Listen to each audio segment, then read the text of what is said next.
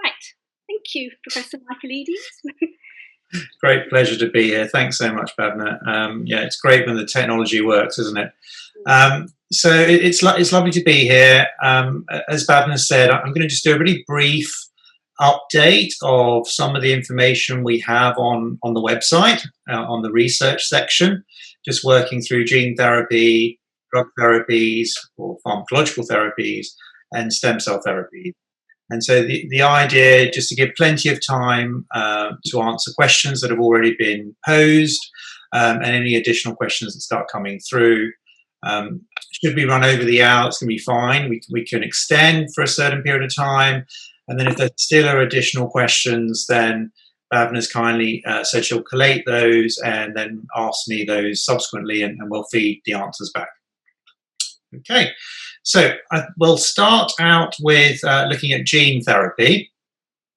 So in terms of the stage of Stargardt disease, gene therapy and to a certain extent drug therapies would be more amenable in the earlier phases of Stargardt disease, and when the disease is more advanced, more progressed, so that in a situation where quite a lot of the retinal cells have been lost, the actual retinal architecture has been lost, then stem cell therapy is more appropriate.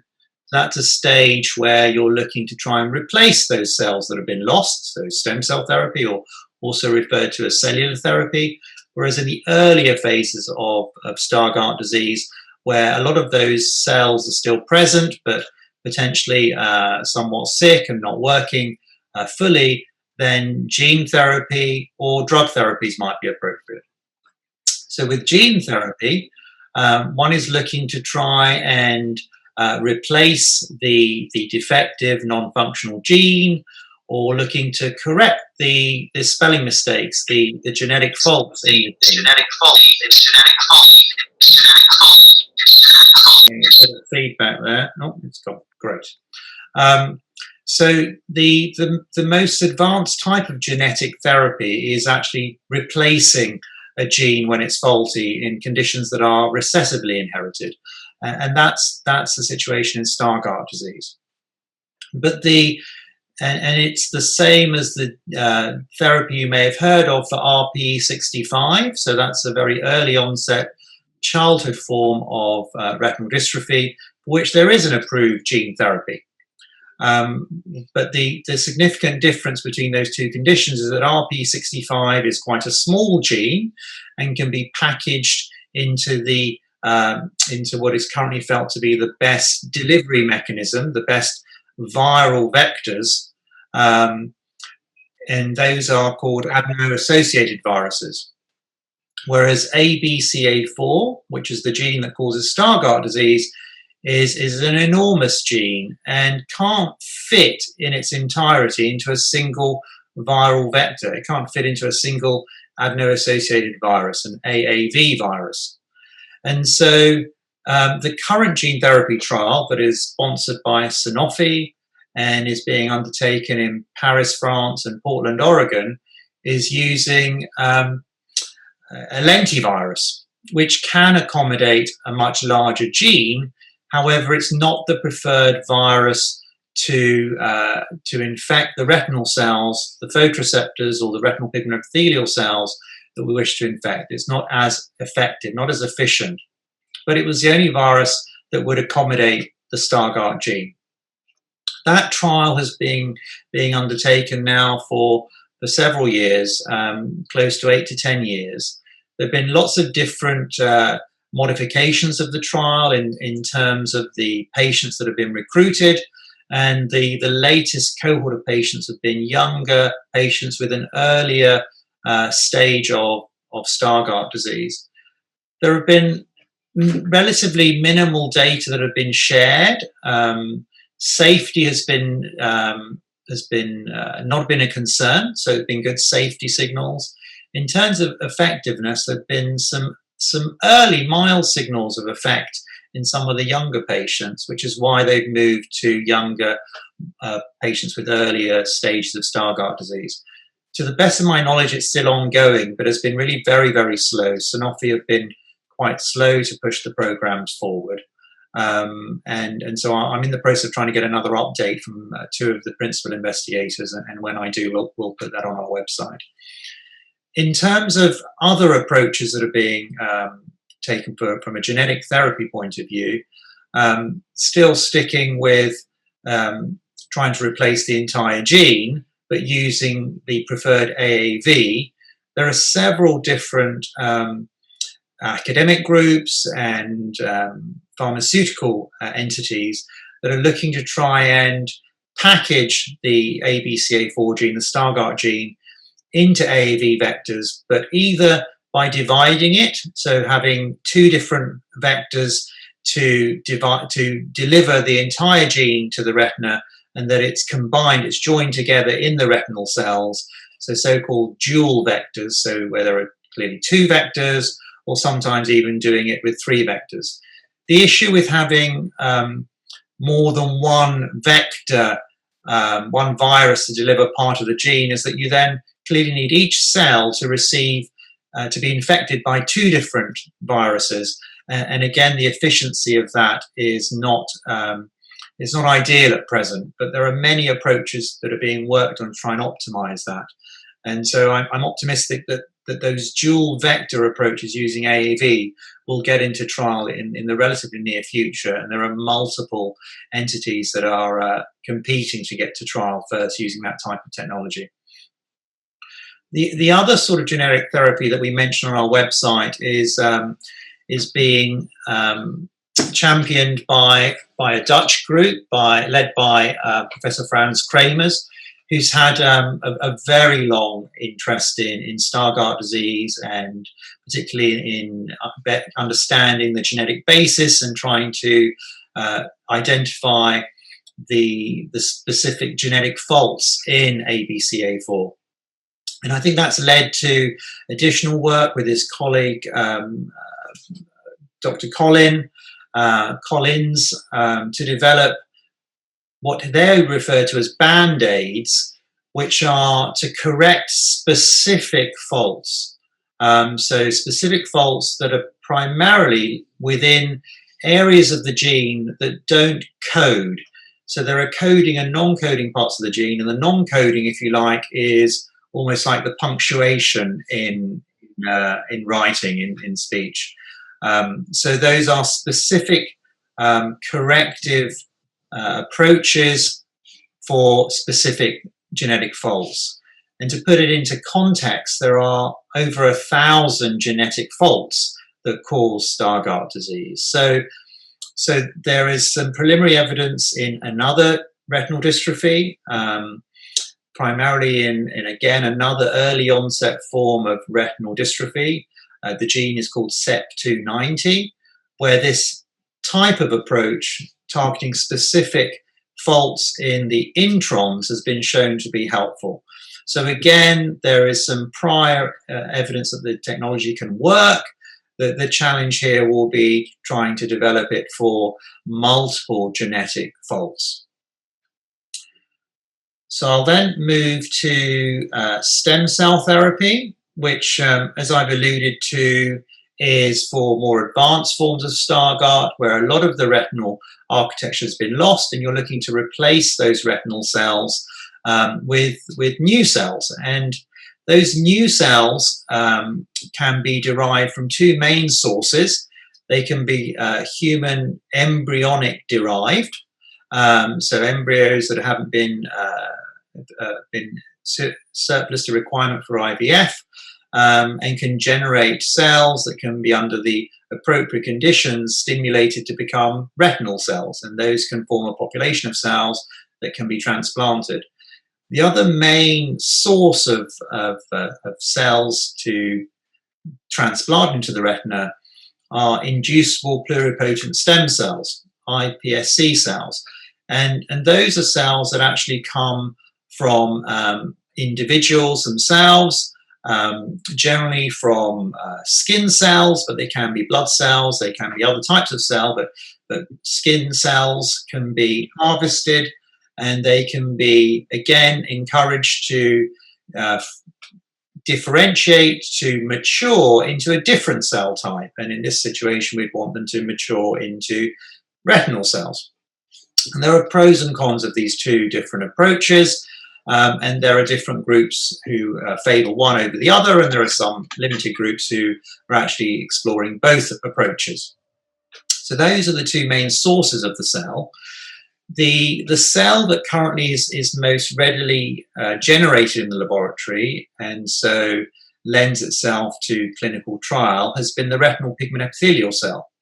So that's the outermost layer of the retina that nourishes the light-sensitive cells, the cones and the rods. And up until relatively recently, it was felt that the retinal pigment epithelium, this pigmented layer, became sick and died first in Stargardt disease, and subsequently the cone cells died. So it was felt that the RPE was lost first and the light-sensitive cells, the cones, were lost secondarily. And so that was another reason why the RPE transplantation was prioritized. And that's got into trial in patients with Stargardt disease. It was a trial that started out being sponsored by ACT, and then they became Alkeus Therapeutics, and that technology has been bought by another company called Astellas. But Alkeus Therapeutics saw that trial through for Stargardt disease and also the dry form of AMD, age-related macular degeneration. And many of those patients received treatment for Stargardt in the UK, either in London or in Sheffield. And again, there was a sister site in LA in the States. We and the US group were able to demonstrate that it was relatively well tolerated. The safety profile was good. We were able to demonstrate that the cells appeared to survive in the retina. In terms of did they result in any improvement in function, there were some early suggestions of some mild improvements, but nothing that we could be very confident about. There's Stellus plan to do further studies. They have been working to improve the retinal pigment epithelial cell line. And the last contact I had was that was still something they intended to take forward into the clinic. Now, more recently, there's been a feeling that might not necessarily always be the case, that retinal pigment epithelial cells are lost first, so the RPE cells are lost first, and then the cone cells are lost second. It's actually felt that in many situations it could well be that the cones are lost first and the RPE secondarily. So thereby, one would really need to replace the cones, because ordinarily it was felt, or originally it was felt, that the cones are still lingering whilst the RPE is lost. So if you can replace the RPE, you might prevent those cone cells from being lost. It now appears that you may more likely need to replace the cone cells and potentially even replace both. Cone cell transplantation is more challenging for several reasons, including it's harder to generate cone cells in the laboratory. A lot of groups have made huge progress in the last couple of years, and cone cell transplantation is looking like it will get into clinical trial in the next 12 to 24 months. As I say, several groups are competing in Europe and the States, and also in Japan. So I'm optimistic that we'll get into trial in that sort of time frame. In terms of which diseases might be prioritized, it's very hard to be sure, but it's possible certain forms of Stargardt disease could be chosen to be included in the type of patients that are considered for cone cell transplantation. There are, just finally on stem cells, there are many places if you choose to Google stem cells, you'll find many clinics around the world that will. I just did in speech marks, so pseudo clinics that will suggest that they can provide stem cells and improve vision, a whole range of conditions, including Stargardt disease. None of these clinics should be pursued. That isn't the case. There isn't approved stem cell therapy anywhere in the world, no matter how much money you have. And these therapies are potentially dangerous and could actually cause loss of vision. And the third and final group, actually arguably the group in which there are most targets being explored, is drug therapy, so pharmacological therapy. And so most of the, and these are detailed on the website. The majority of the drugs that are in trial or about to go into trial target the visual cycles, which is where vitamin A, which is part of the light-sensitive pigment in the retina, is recycled to be made active again. And so that is delivered into the cycle, is modified by light exposure, and then recycled back to be sensitive to light again. There are also some parts of the cycle where at certain locations, parts of those intermediates of the cycle can escape the cycle and start to generate toxic byproducts, waste products. And it's believed in Stargardt disease, there's an excessive accumulation of these waste products because of the fault in the ABCA4 gene, which is a component of the visual cycle. There are drugs that target the delivery of vitamin A, hoping by reducing the delivery of vitamin A, you might reduce the amount getting into the cycle and thereby reduce the amount of toxic product. There are drugs that act to slow the cycle, again, to try and slow the generation of waste products.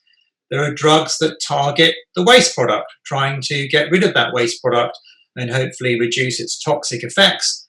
And there are additional drugs targeting the response to the waste product because it can be pro-inflammatory to try and reduce that inflammation, which can actually cause damage in the attempts of the immune system to try and get rid of the waste product. It actually causes damage to the cells. So all four parts of that pathway are being targeted by drugs. The waste product drug is remifuscin, and it's a EU-funded clinical trial. There are many sites in Europe, and the site in the UK is in Southampton, where the PI is Professor Loteri. That trial is fully recruited, and Prof. Loteri told me, just to confirm, he told me that the duration's been extended of that trial, and they expect some results probably in the first quarter of 2021. They haven't released any other information as yet.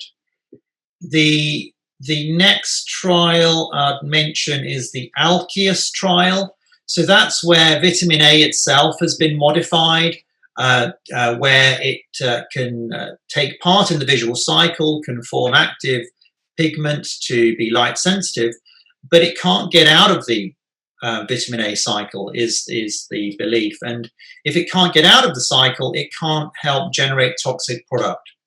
So the idea being it doesn't negatively impact vision because it still can cycle preferentially in the cycle compared to vitamin A you take in the diet, but it can't get out and cause a waste product. Now that study, again, is fully recruited, has included children as well. There have been some data shared in terms of a good safety profile, but there haven't been any data in terms of any efficacy, the effectiveness. We've been expecting data at several of the recent meetings.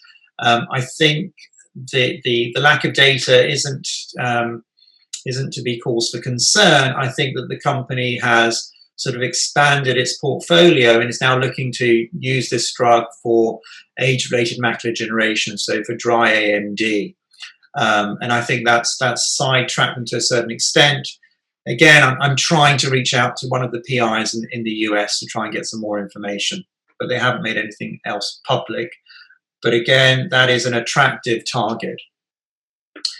Alkeus would be the third drug we'll mention. So that's actually in the most advanced phase of clinical trial. So the first two I've mentioned are in phase 1-2, that's early clinical trial.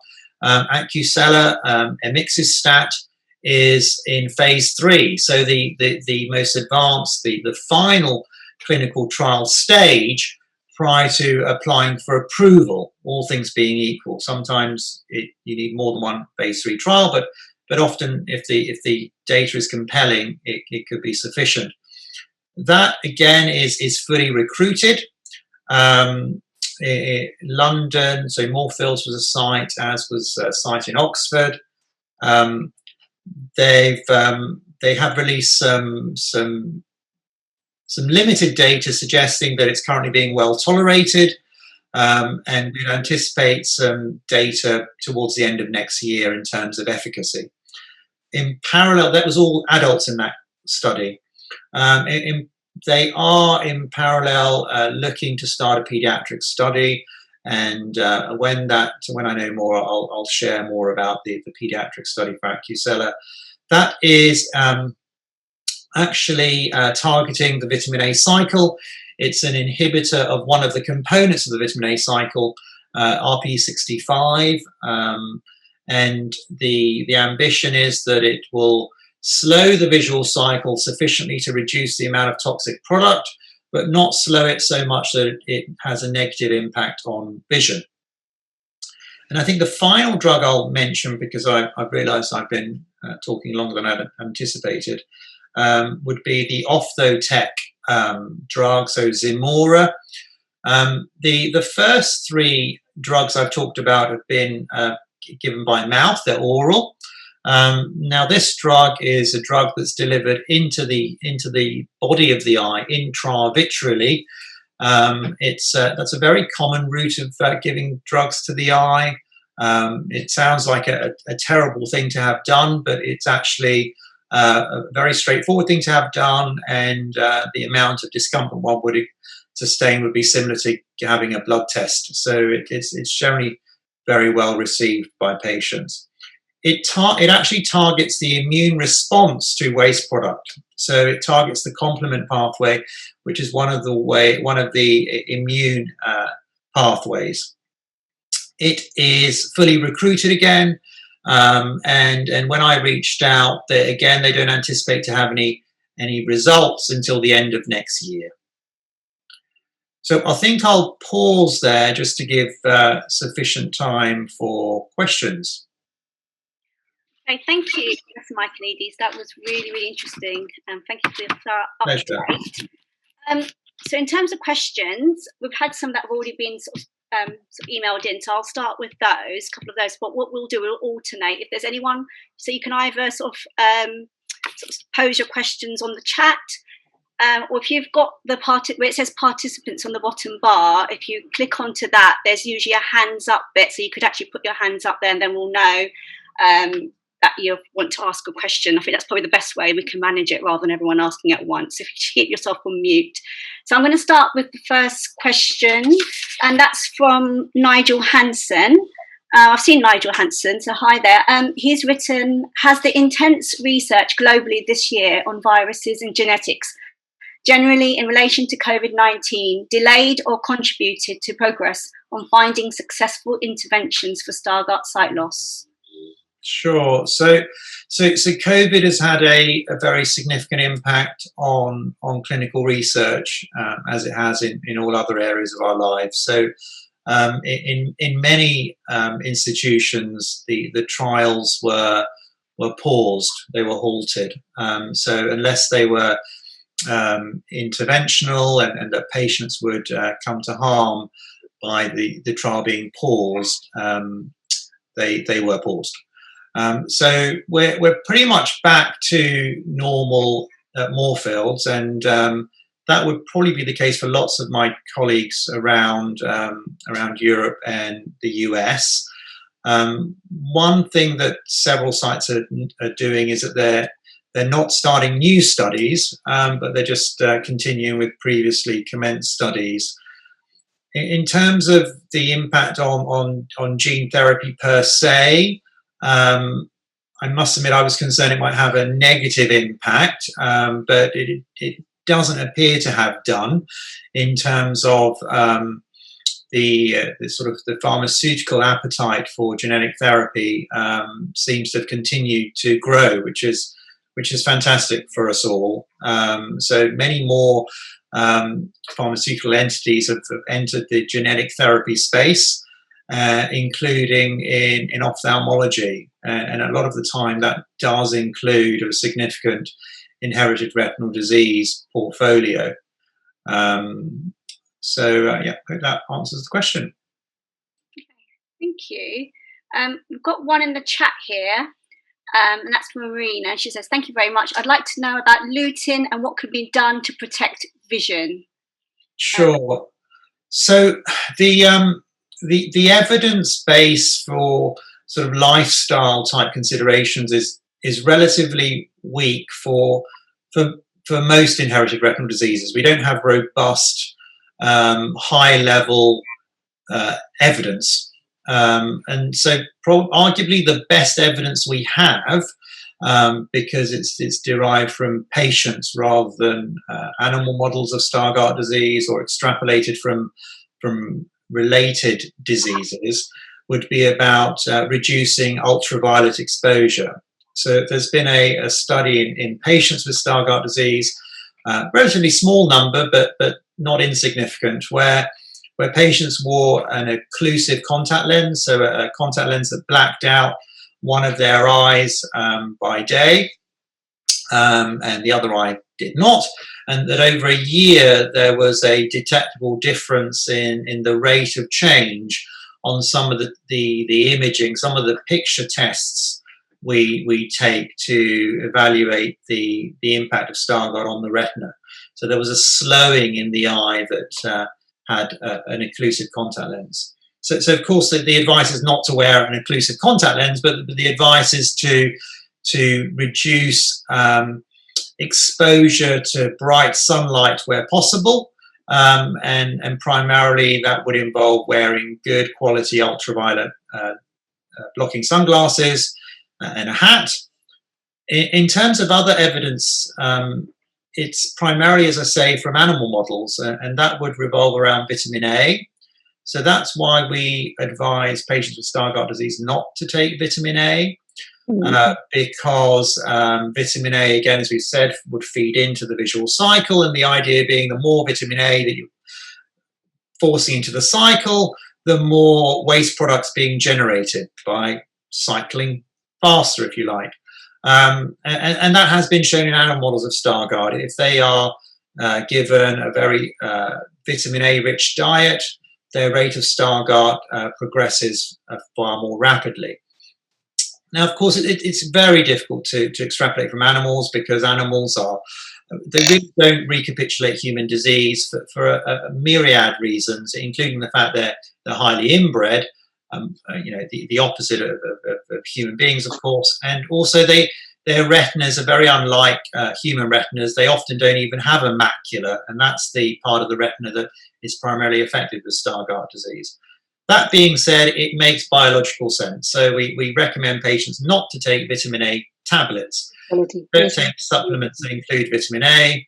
Nothing to avoid in the diet, because it would be very difficult to take a very high amount of vitamin A in a normal, healthy, balanced diet. Occasional foods can be fortified with vitamin A in certain countries, so try and avoid those, such as milk can be fortified with vitamin A in the US. And certainly there's a very nice leaflet that's on the website that talks about nutrition in Stargardt disease, so you're welcome to access that, or the team can help you identify that if you're having difficulties. In terms of other types of approach, again, just as a general health, and extrapolating from other diseases, including age-related macular degeneration, we often suggest considering taking lutein and omega-3 supplements. Now, there is not good data to suggest good evidence that will have a slowing effect on disease or halting disease progression, but there's no evidence that would suggest that it would have a detrimental effect, either in laboratory or that's biologically plausible. So it may help. I think at worst it will have no effect. But often I end with, if you've got a good diet, a healthy diet, you're eating green vegetables, taking foods rich in omega-3, then you probably don't need to take supplements. And the final things we say are not to smoke. That's extrapolated again from AMD, age-related macular degeneration. And we're comfortable saying that because smoking is bad for you. Okay, thank you. There's one that links to sort of diet and vitamin A, and it says what, that's from Anita, and that's on the chat. It goes, what vitamin supplements would you recommend without vitamin A? Someone suggested Ketovite. So I'd just, I wouldn't recommend any multivitamins. I would recommend lutein as a supplement in its own right. So lutein alone, plus or minus an omega-3 supplement. Okay, and I've got just my video sort of starting up, but we have got the vitamin A and Stargardt disease leaflet, which we produced last year, and it's on the website, which you can download as well. And it's got lots of information on there. And Anita Campbell had sent an email about super berries, including goji berries. She goes, research suggests that super berries, including goji berries and super berries supplements, excellent health benefits for those with macular degeneration. Would Stargardt patients also benefit from these super berries as a good source of antioxidants? Yeah, it's a great question. Unfortunately, we just don't have the evidence base to be certain. It's plausible. It's plausible that those type of antioxidants could be beneficial. So I guess it's similar to what we've said about lutein omega-3. Yes, it's plausible, but that there isn't really very good evidence, and there isn't good evidence in macular degeneration either, to be honest. Okay, no, thank you. This one was from Lola Lee Walsh, and she's written about, as I understand it, Stargardt's disease can be identified as different types of strings. Forgive me, she said, because of our chemistry. She goes, forgive me for my, I have no idea of chemistry, so forgive my ignorance. I recall being told at Moorfields that my own string or type was a particularly long string. So my question is, how likely is that current or even research in the not too distant future will help those of us with particularly long strings? As a follow-up question, I wonder if people with different types of strings are likely to be suitable for research regardless of the length of the string. Yeah, sure. We touched upon this, wasn't it? So string. The term string is not one that I'm familiar with. We think it might be referring to the research in Holland by Frans Kramers. So I'm not sure if it refers to the band-aid type work, which is also sort of chemically is called antisense oligonucleotides, so AON, where particular genetic variants, spelling mistakes, genetic faults are targeted by a correction mechanism. So I'm not sure we can get more information on what exactly she's referring to. Presumably that's one of my colleagues. Well, there's only one other colleague, that would be Professor Webster, because it's not an expression I would have used. So I wonder if it refers to that, Bhavna. I don't know if you... Yeah, no, Lily, I can. You're on, aren't you? Are you able to? You can unmute and specify. Lola. Okay. Should we go to the next one? If Lola can come chat in a bit. So, I think she's written anything.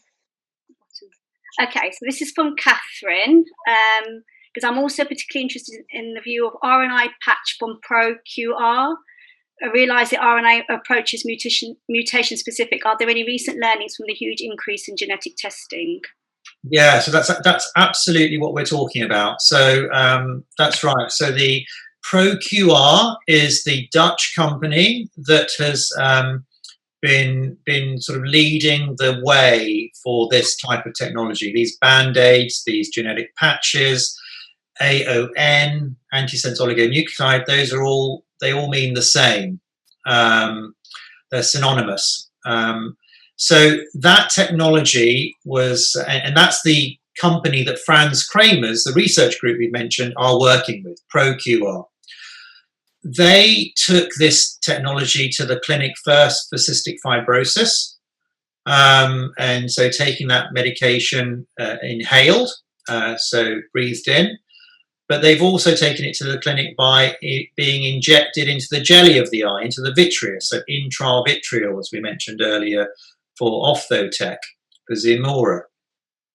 Now, that was in CEP290. So we mentioned CEP290 is very early onset, very severe retinal dystrophy. Children have severe visual impairment from birth. And so they have used this technology to silence, correct, edit one particular fault in the CEP290. That is a peculiar disease because about 3/4 of that disease is caused by one fault. Okay, and so that's why that's a very attractive way of targeting it, because it's one fault causes the disease in about 3/4 of the patients. And so it's one drug injected into the eye serially. And the results have been very promising, which is why that particular study's gone to phase 3. The difference with Stargardt disease is that we do not have one fault that causes 3/4 of our disease. We have 1,000 faults. Now, those 1,000 faults aren't all equally common, and there are about half a dozen that are common and cause maybe in the order of 10 to 15% of Stargardt. But you see, it's a very different picture. So there'll be certain more common variants, which are in the top 5 or 6 that are currently being explored. And some of those are within introns. And that's the non-coding part of the gene. And that's more readily targeted with this type of therapy. And that is the case for that very common one in CEP290. It's in an intron. There are a couple of faults in ABCA4 in the Stargardt gene that are also intronic, and so would be particularly attractive to this type of technology. So I do think it will get into trial. It just will be relevant for a small proportion of patients. But it's a type of technology that can be ramped up quite quickly. So there are good reasons to be optimistic that could be applied for other faults. As I say, primarily intronic, but not exclusively. What do you mean by the introns? Can you explain that, Ben? It's the bits. So in a gene, you have bits of the gene that are coding, that produce a component that goes into forming the protein, the final chemical.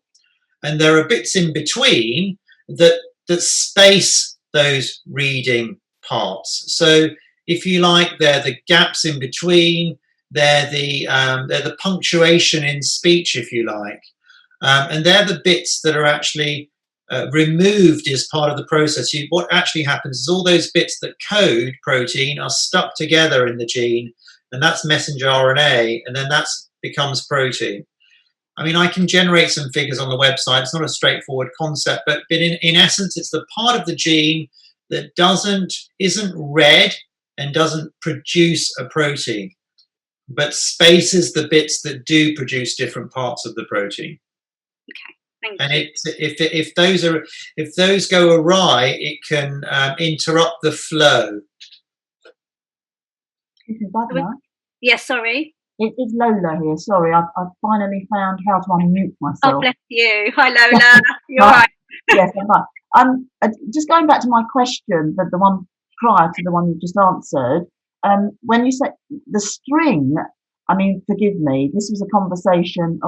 It was probably in a conference at some point. But earlier in your talk, Dr. Michaelides, you actually referred to ABCA4. Did you refer to?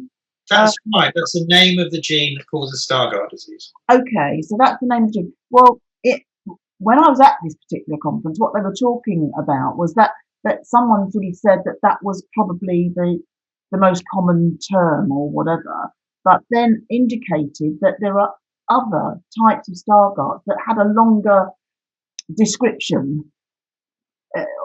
So presumably other. I'm not really sure. As I say, I don't really understand. I mean, unless they're referring to there are other genetic causes of Stargardt-like conditions. I mean, that is certainly the case. I mean, in terms of long string, ABCA4 is a very long gene. It's a very large gene. Yeah. Now, I don't know if they're talking about the other genetic approach, which I didn't mention, is is using mini genes. So that might relate to, you know, how much of your gene is present before there's a fault. So rather than trying to deliver the entire ABCA4 gene using viruses, there is one company who wants to explore the possibility of delivering a smaller part of the gene in the hope that you don't need the entire gene to have a functional enough product, protein. Okay. So that's Iveric Bio who are exploring that, and there are other companies looking at mini genes. Okay. And that's attractive because there are other very common conditions, including Stargardt disease, where the issue is that the gene's too big. And that includes recessive forms of retinitis pigmentosa and Usher syndrome type 2. So it's a problem that's common to other diseases that are very prevalent. So that's a good thing, because it means that there are many people trying to solve the big gene problem, if you like. Can I add it on to that question? Can I therefore ask, how are people chosen for the clinical trials? You've talked about the different types, etc. You know, the one that's prevalent more in children, etc., and so on. So when clinical trials take part, do you have access to people's records, or do you? How are people actually chosen? How do you know the ones that may be suitable for the actual trial that you're doing? Sure. So the majority of patients that are chosen to take part in clinical trials are patients that are being seen actively, so are being seen in clinic.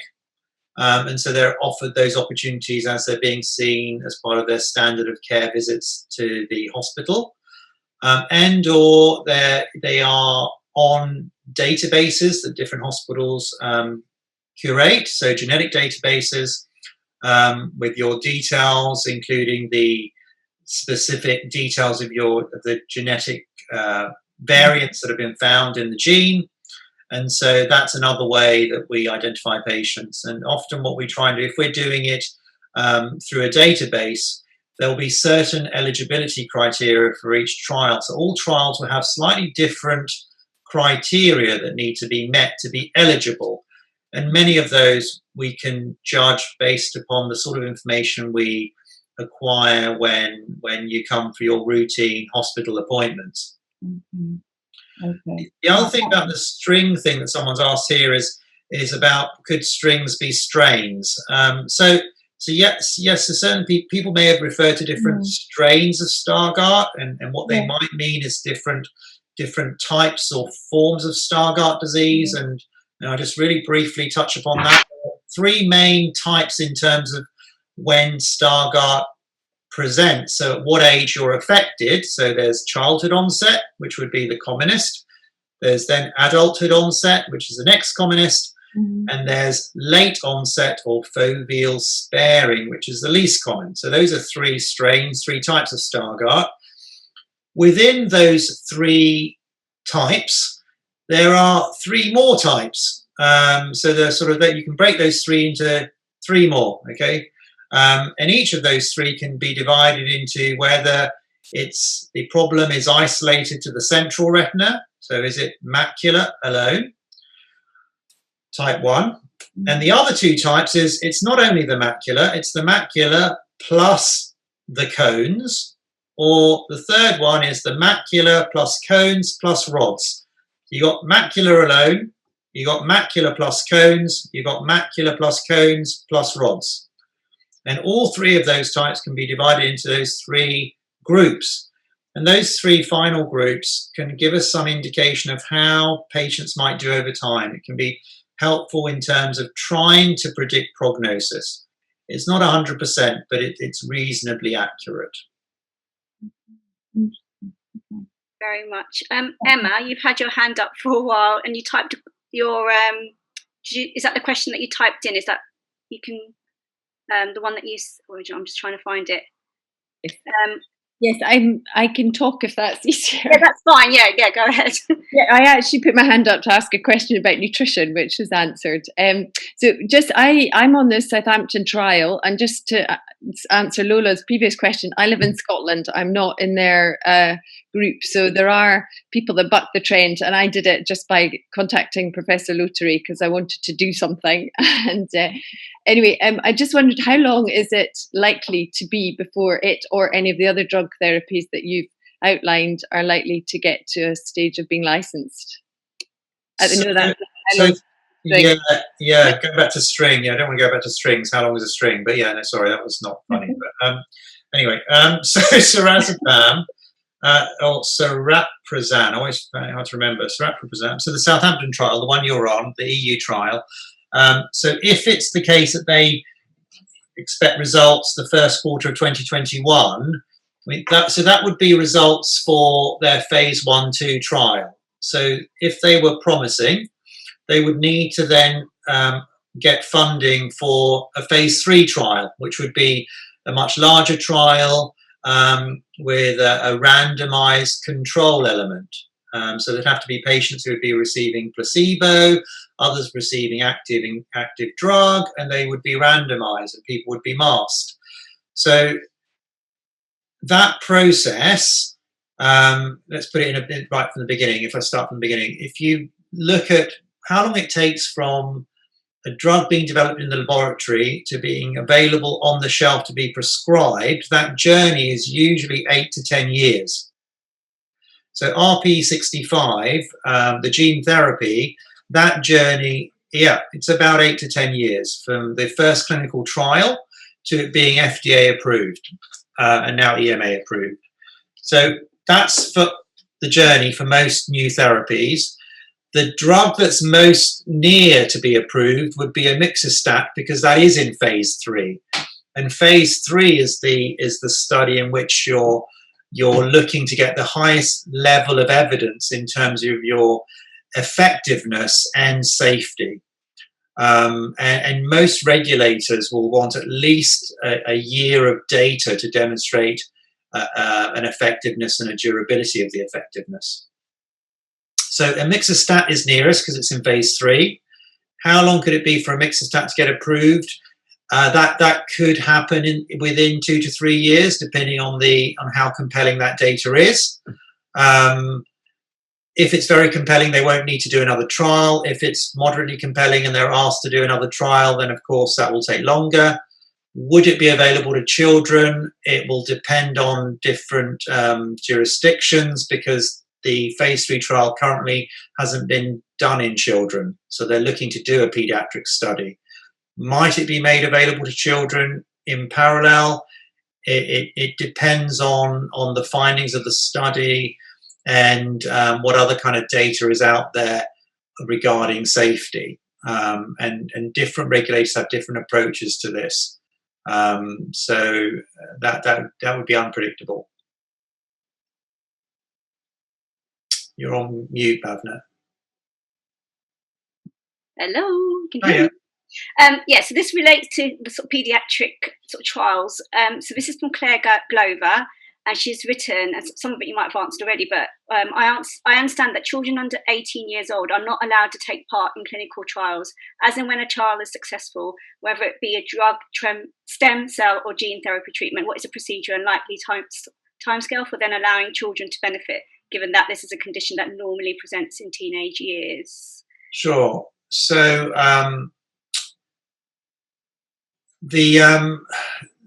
I've been really pushing hard with all the drug companies that reach out for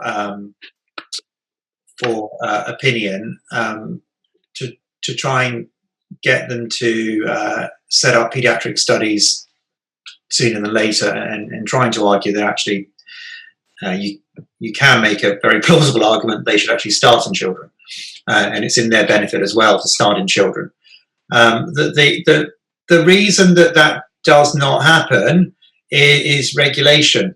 So the majority of regulators who are in place to try and protect us and keep us safe from to manage the risk will not want to expose children prior to adults, and I guess part of that is in terms of them not being able to give consent themselves before a certain age. There have been some exceptions. We've been for certain gene therapy trial. We've been able to convince the MHRA that here in the UK that we want to start in children because they're most likely to benefit. So I think there are differences depending on who you go to. Many of these companies are US based, so they're very keen to get through FDA and prioritise FDA. But they're slowly coming round to the idea that it's worth trying to do it at least in parallel, if not first. If the drug is approved in an adult population, I think for a lot of regulators, they're going to demand a pediatric study. I think it will be hard, but not impossible, to try and make a case for compassionate use, that that it needs to be made available for children or certain children. But that's not a straightforward process. So I think a lot would expect a pediatric study. The positive aspect could be that a pediatric study could arguably have a quicker readout than an adult study. So it could be a quicker study. Thank you. This is from Catherine Cornell. She'd emailed this one. It goes, both my children have Stargardts and have taken part in the natural history study. They are both presenting very differently, with my daughter's vision seemingly being quite stable at the moment. My son, who was diagnosed in 2018 when he was 10, however, has always described how his vision can appear wobbly and distorted sometimes, with faces particularly, as if his eyes were moving around in his head. He says that this happens randomly and can be a few times a day, but also many more times in a day, and happens every day. He reports that resting at that point does not help. He also describes seeing a ribbon effect with floaters. He describes them as flies coming off the ribbon, and then he just experiences moments of complete darkness after he had his eyes closed, even for a short time. It doesn't happen. It does not have to be after sleep. She's concerned that it could be due to retinal detachment, and it seems to be now mostly dismissed as a concern. What I really want to know is how worried or cautious should I be when he's describing these changes, and what changes should I be concerned about, if any? Sure. So that'll be relevant to lots of people. So it's very it's very common that individuals within the same family can have a very different course, and it's not at an age related. You can have a milder disease. An older sibling can have a milder disease than a younger one. So there's tremendous variation both within and between families. And that's common for all of inherited retinal disease, all of it, not just Stargardt disease.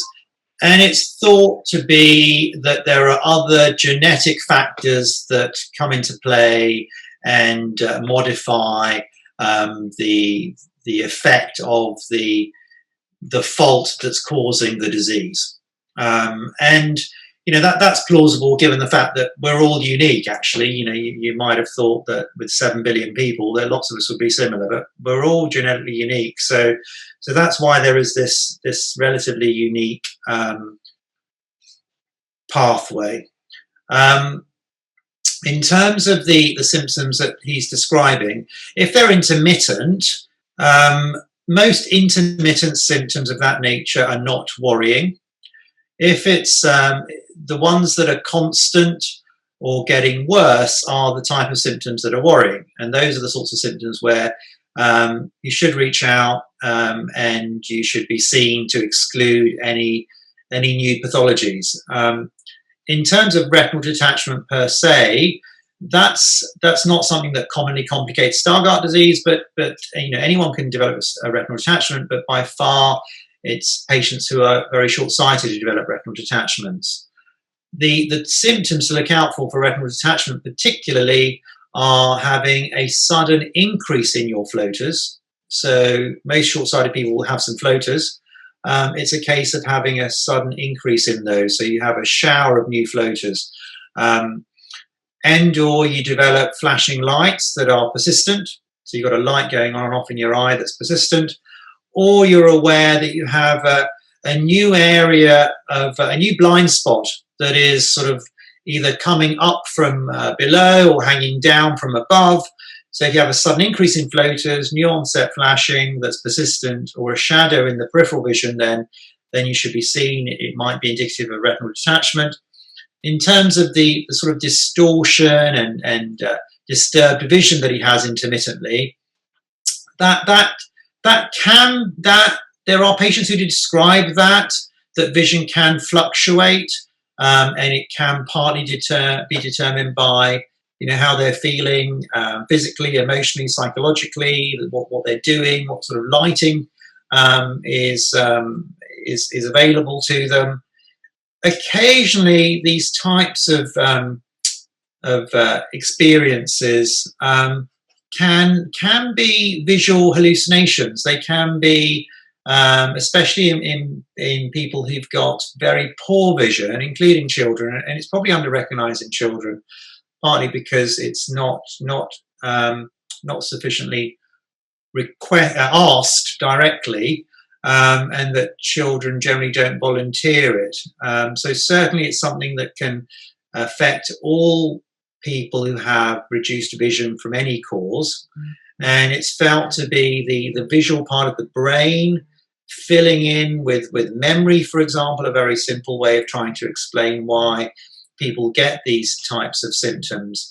Most of the time they're pleasant experiences. They're the sort of kaleidoscopic, funny patterns. Occasionally they are unpleasant and can include seeing sort of distorted faces or seeing things that aren't present. But there are things that can be done to manage those. So again, one should reach out if one's concerned that they're experiencing what might be visual hallucinations.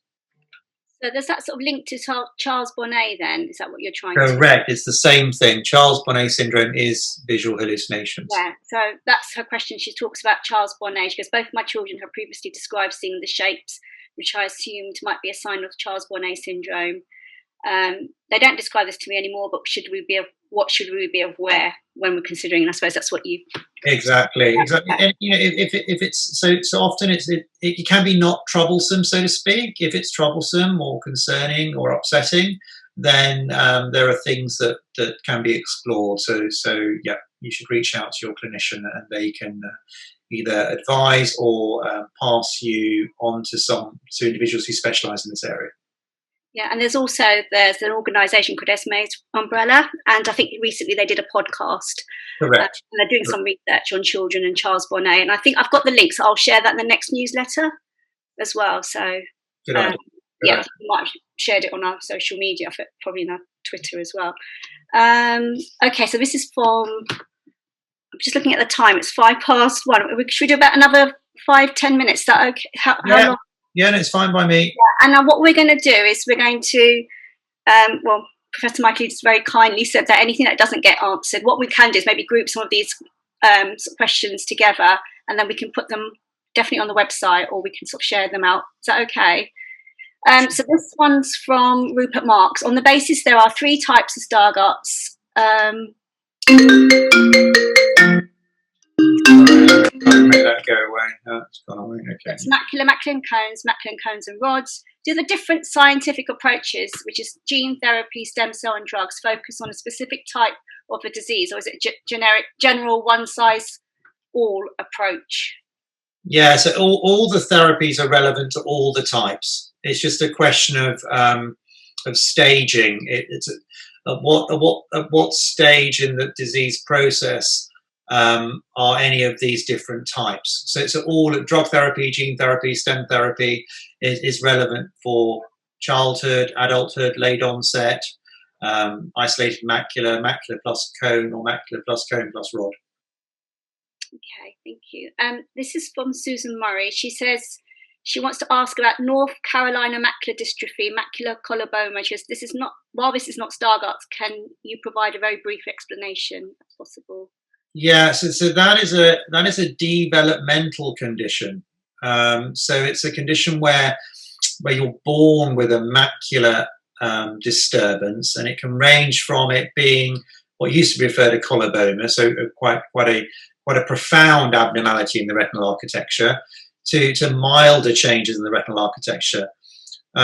It's non-progressive, so it doesn't get worse over time, and it's one of the few macular dystrophies that truly is isolated to the macula. So as we said, Stargardt often goes beyond the macula, but North Carolina macular dystrophy is truly isolated, non-progressive, developmental, inherited in a dominant fashion, so there's a 50% chance of passing it on if you have it. And the gene has very recently been identified, and it has a role in macular development. Thank you. So then this is from Atul and Bina, because do you know about the drug trial metformin? Not for Stargardt disease, no. Yeah. So I'm happy to be for them to share information they have, but it's not something I've come across, and be hard to. Atul and Bina, are you able to specify a bit more? They sent a message. No. Yes, it's a diabetes drug that I believe the trials have started for Stargardt's. It's on the NIH.org website. It's on clinical trials. Yeah, the problem with clinical trials .gov is that even some of the stem cell studies I advise people not to take part in are on clinicaltrials.gov. So being on clinicaltrials.gov is not indication that it's been vetted and is a appropriately ethically approved study, unfortunately, which is difficult. Metformin, Stargardt. So that's 3. So. It's I've seen it on the NIH.org website. Yeah, that's what I'm saying. That is clinicaltrials.gov. I see. Yeah, and whilst it's got NIH on there, it's by no means validation from the NIH. Oh, okay. So if I put in metformin here, I've got 3 different things. None of them are with Stargardt disease. Let me just put in just metformin, maybe. Or maybe I just put Stargardt. Stargardt disease. Mixostat, fluorescence. That's the Alkeus drug. That's natural history study. That's the Mura. That's from 1. That's the gene therapy. More gene therapy. Mixostat. That's looking at omega-3. See, do you know what page? Oxidative stress. Is that one? What's the treatment there? John Hopkins. What are they doing?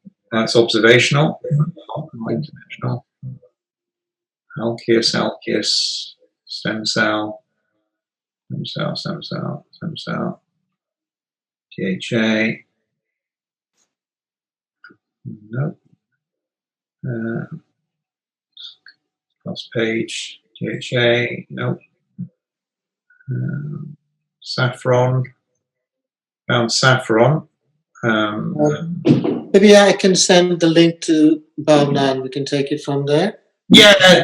Oh no, good God, it's the last one. Yeah, here it is. Oral metformin. Let's have a look.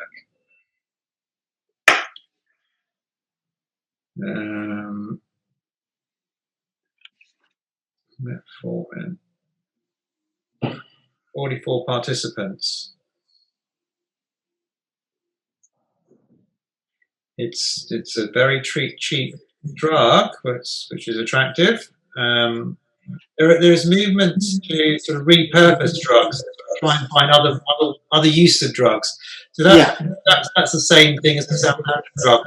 So the Southampton drug, for want of a better term, is a proton pump inhibitor that was discarded because it had quite a lot of side effects, and so it's been repurposed to use for Stargardt. So metformin, it may be a similar thing. You know, I can reach out to the I doesn't have a PR. Who's the? I can reach out to Brian Brooks. I can reach out to Brian Brooks and ask him about it. But you know, likely to be well tolerated. It can make you flat. It can certainly give you wind, but that's the least of our problems if it works. So yeah, I don't know anything more about it. It looks like it's just being done actually at the NIH. So this one is actually at the NIH by Brian Brooks. So I can reach out to Brian Brooks to find out about it. And it looks like it's just US patients being recruited through the NIH. But it's not something I've seen before in terms of what's the sort of the underlying evidence that suggests that it could work in Stargardt disease in terms of preclinical work. But I can reach out and find out. Thanks. Okay, thanks very much, Professor. Thank you. No, pleasure. There's one question about sort of screen time and blue light. Talking about someone saying that in lockdown they're in front of their the daughter's in front of the screen for about 8 to 10 hours. Is that going to be harmful? And also, are mobile phones harmful because of the small screens? And then someone else has written about blue light and any reason to limit exposure to blue light from screens other than its disruption to melatonin production? Yeah, and it's a great question. I mean, so it's something that all of us, you know, have been concerned about. The last I looked at the literature, which was relatively recently, I don't believe there's anything that's particularly convincing that it's harmful per se. I think there's no doubt that for any of us, whether we do have a degree of visual impairment or not, that excessive hours at the screen can cause a whole range of difficulties. So I don't think anything over and above that should be of concern. So I don't think there is any evidence or biologically likely that it could increase the rate of progression of Stargardt disease. Okay. So I would favour the use of these technologies if they are, you know, facilitating function. Thank you. This is just from Susan and Roberts, who's at the Macular Society. She says we run regular. This is just going back on the Charles Bonnet. Sure. She says we run regular telephone support groups for people who struggle with CBS, which is Charles Bonnet syndrome. The format is that everyone will have an initial assessment to check that group work is suitable, then offered 6 sessions of group work. If we had enough younger people, we'd run a specific younger person's group. That's really helpful to know. Thank you. So that's good to know as well. Should we go one more question, I think? You're right. That is good to know because I'm very confident it's under-recognised. Yeah. And I know we're going to share the link. I think Ray has written down that there's the ESMA's umbrella that are doing a lot to campaign this, and she's doing a great job, Judith Potts, so we can sort of share that as well. Brilliant. I'm just thinking if we have questions, anything that hasn't... Okay, so this is about someone who's been newly diagnosed. How can I be a candidate for trials? I'm now on a genetic database. So goes, I'm a late onset in my 40s, ABCA4 diagnosis the last few weeks. I was curious how I can be a candidate for trials. I'm now on a genetic database here in Northern Ireland. My consultant more or less said I won't be back to hospital for a while due to waiting lists. Was concerned I might miss trials because of waiting lists, NHS backlogs. Should I be... So I suppose it's how do we get yourselves onto these trials and find out and reach out? What's the best procedure? Sure. So the fact that they're on a database in Northern Ireland with a retina specialist is good. The fact they've got a genetically confirmed diagnosis is key for all of these trials. So all of the trials will require a genetically confirmed diagnosis. So people should be wanting to get their condition genetically confirmed. I think it does no harm to try and get on as many different people's radars as possible, is one way of going about it. So you could look to be seen by others.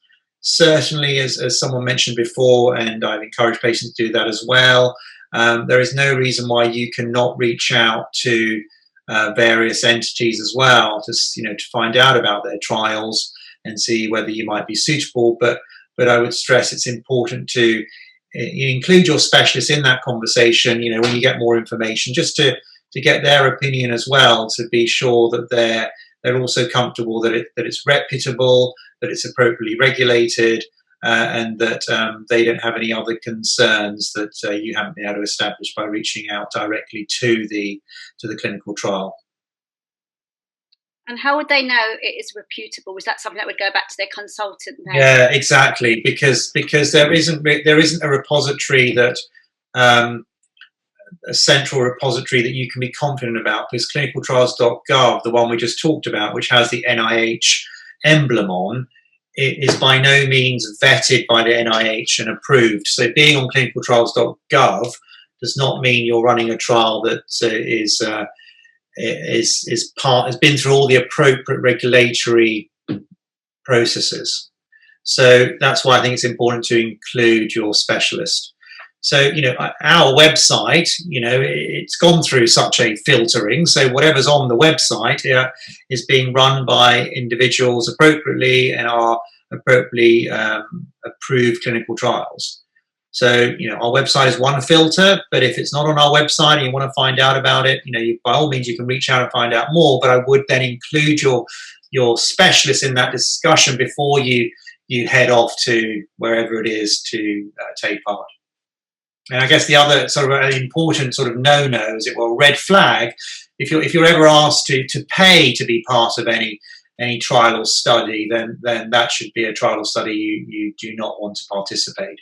It should always be free and all your expenses should be covered. You shouldn't ever have to be paying to be part of a clinical trial if it's appropriately regulated. Thank you, that's really helpful. And just going back to sort of genetic diagnosis, that's something that you would definitely recommend everyone to, and how would they go about it? What's the best way? Again through that. So in the UK, it's that's been streamlined, and all ophthalmologists will have access to genetic testing. So previously it was in certain centres. So their ophthalmologists, their retinal specialists should be able to arrange genetic testing. If they're having difficulties with their retina specialists or their pediatric ophthalmologist, they could see a clinical geneticist, and they can arrange that testing. But the testing is being provided by several laboratories around the world. It's a very good process, a very good service. And I guess the only thing to mention is that in terms of having what proportion of patients obtain a full genetic diagnosis at the moment, it's about 70 to 80%. So it's not 100%, it's about 70 to 80%. And it's because there are these missing faults that currently are difficult to find. And it's one of the sort of research things that Franz Kramers is doing. And also the technology just misses certain faults. Thank you. I think now we're going to end it here, if that's okay. Any question that hasn't been answered, we will definitely answer it. So I think we've got them on the chat. Shall I speak to you? Shall I message you, Professor Mike, and then we can just talk, and then maybe we can record and we can have like a question. We'll decide what format we're going to do it on. Yeah, no, absolutely. No, very happy. Hope that was helpful. That has been amazing. It's been so informative. I think everyone's just got so much. It's been it's been brilliant. And just to have the question and answer session as well, it's been fantastic. So thank you so much for taking your time. And I hope you can come and join us again. We do have our website, and Professor Michael, he is our medical advisor. He does anything that's on there. I always message, always email, and especially with the research aspect and or anything else that, the genetics or the Stargardt disease, vitamin A leaflet, it's all sort of vetted through him. So we're really grateful for your help and support. And really excited about this charity as well, and how it's, we're just excited that you have you on board as well. It's awesome. It's awesome. This is something that I've been hoping would be available to patients for more than a decade. So I do congratulate you all. This is awesome.